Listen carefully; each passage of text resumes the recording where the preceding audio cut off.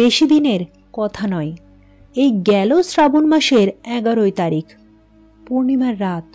10টার সময়ে শয্যা নিয়েছি, এখন 12টা বেজে গেছে, কিন্তু চোখে আর ঘুম আসে না। ঘর থেকে বেরিয়ে এলুম বারান্দায়।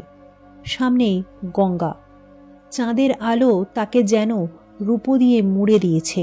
ভাবলুম খানিকটা বেরিয়ে এলে হয়তো অনিদ্রার কবল থেকে মুক্তি লাভ করব। বেরিয়ে পড়লুম। একদিকে চির জাগন্ত গঙ্গা, আর একদিকে ঘুমন্ত বাড়ির সারি, মাঝখানে পথিকহীন পথ। কোনো ঘাটে বিকট কণ্ঠ গায়করা পর্যন্ত পাড়া কাঁপানো চিৎকার করছে না। এই চমৎকার নির্জনতাটাকে উপভোগ করতে করতে এগিয়ে চলল।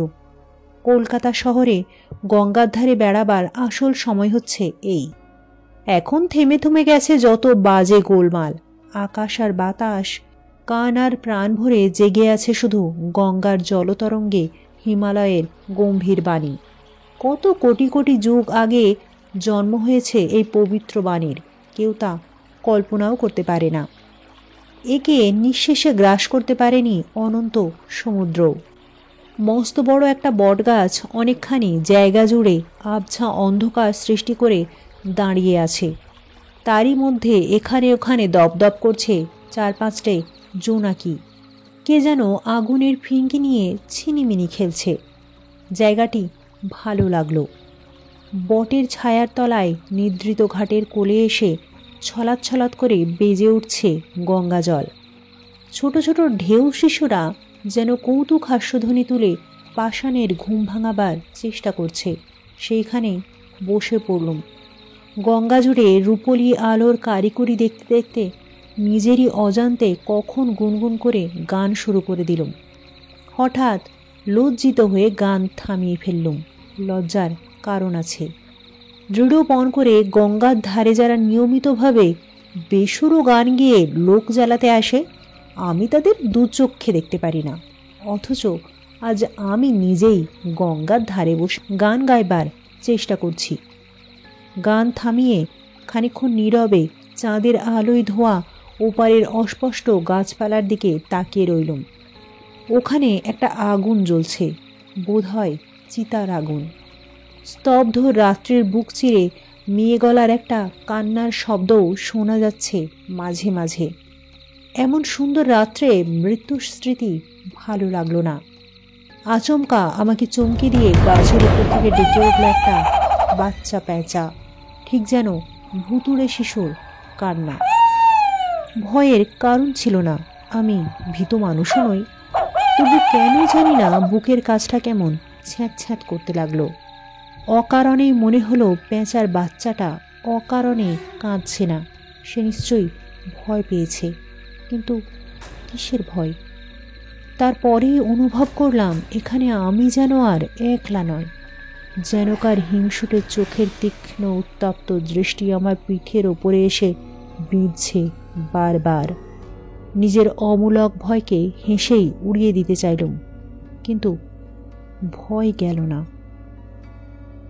হঠাৎ শুনলুম পিছনে কে বিড়বিড় করে কথা কইছে।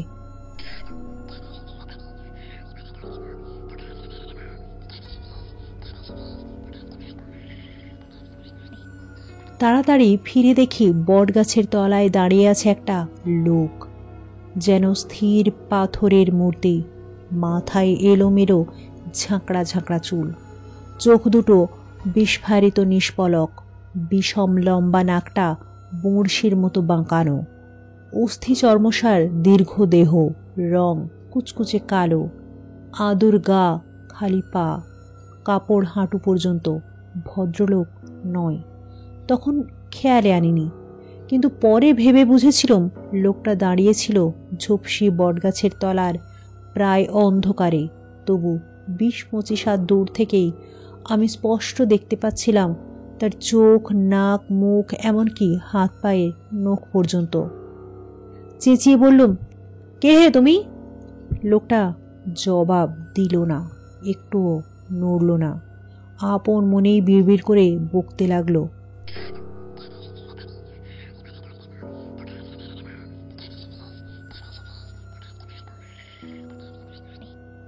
আবার জিজ্ঞাসা করলুম, কি হে, এত রাতে এখানে কি করছো? জবাব নেই, কিন্তু বিড়বিড় করে বকুনি থামল না।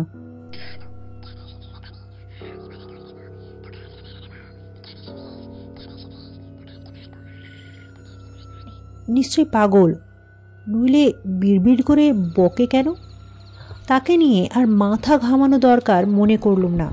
প্যাঁচার বাচ্চাটা তখনও সমান চিৎকার করে মৌন রাত্রিকে বিভৎস করে তুলছিল। তার এই চেঁচামেচির মানে খুঁজে পাওয়া যায় না।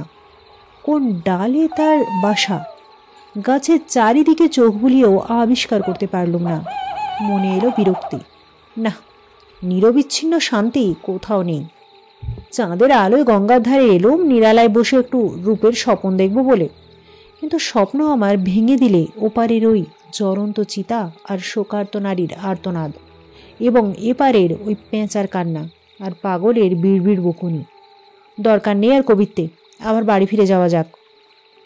উঠে দাঁড়ালুম, একবার গাছতলার দিকে তাকালুম। পাগলটা সেখানে নেই, কিন্তু তার বিড়বিড় বকুনি তখনও শোনা যাচ্ছে।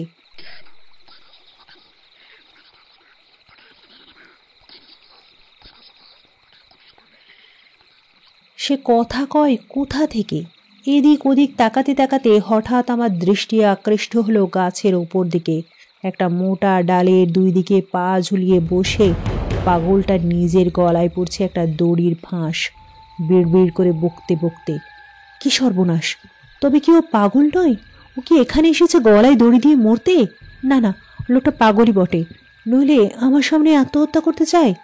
অন্তত উপস্থিত মুহূর্তে পাগলামির দ্বারা আক্রান্ত হয়ে ওর বাহ্যজ্ঞান লুপ্ত হয়ে গেছে। চিৎকার করে বললুম, ওহে, করো কি, করো কি, শিগগির গলার দড়ি খোলো, গাছ থেকে নেমে পড়ো।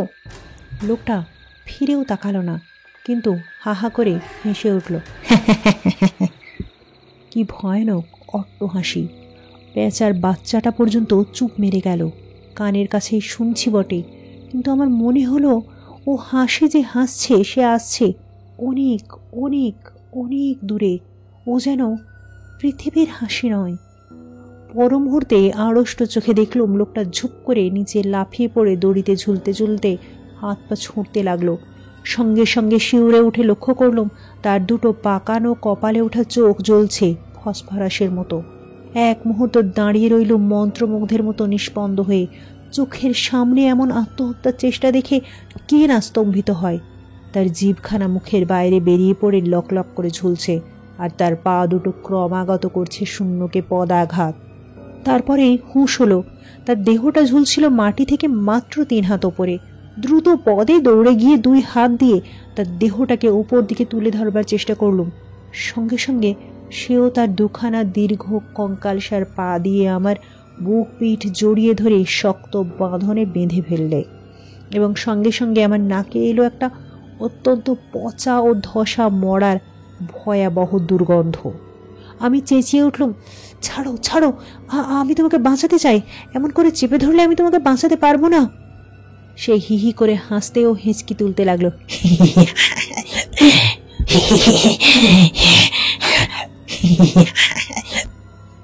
গলায় দড়ি দিয়ে ঝুলতে ঝুলতে কেউ কখনো হাসতে পারে? মনে হতেই আমার সর্বাঙ্গে কাঁটা দিলে। অনুভব করলুম যে দেহের স্পর্শ আমি পাচ্ছি সেটা অস্বাভাবিক রকম ঠান্ডা। এ জ্যান্ত মানুষের দেহ নয়। মনের ভিতর দিয়ে বিদ্যুতের মতন খেলে গেল একটা সম্ভাবনার ইঙ্গিত। একদিকে পায়ের বাঁধন ক্রমেই ভীষণ হয়ে উঠছে। আমার বুক পিঠের হাড়গুলো এইবারে ভেঙে গুঁড়িয়ে যাবে। প্রাণপরে চিৎকার করে উঠলুম, বাঁচাও বাঁচাও, কে কোথায় আছো, বাঁচাও! পায়ের চাপ আরও বাড়তে লাগলো। সেই সঙ্গে সঙ্গে সেই জীবন্ত মৃতদেহটা হাসতে ও হিঁচকি তুলতে লাগলো ক্রমাগত।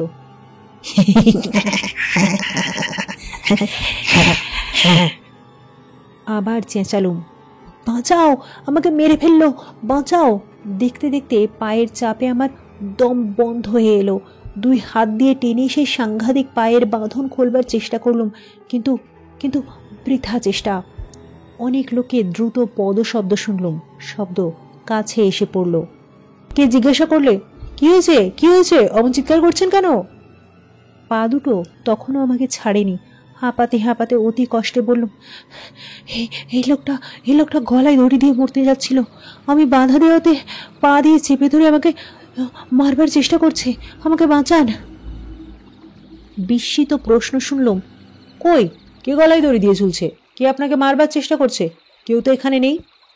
দুই হাত দিয়ে সেই পচা মাংসের দুর্গন্ধে ভরা পা দুখানা টানতে টানতে রুদ্ধশ্বাসে বললুম, দেখতে পাচ্ছ না? এই দেখো।